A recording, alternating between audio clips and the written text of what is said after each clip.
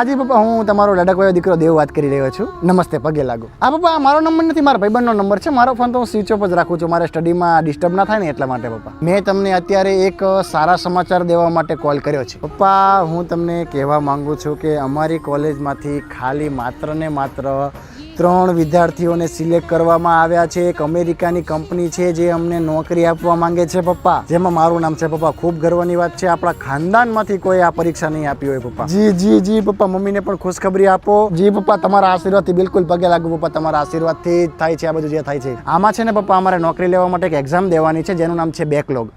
એક 5000 રૂપિયા પપ્પા તમે મોકલાવી આપો મને ઓનલાઈન, તો હું એક્ઝામનું ફોર્મ ભરી દઉં.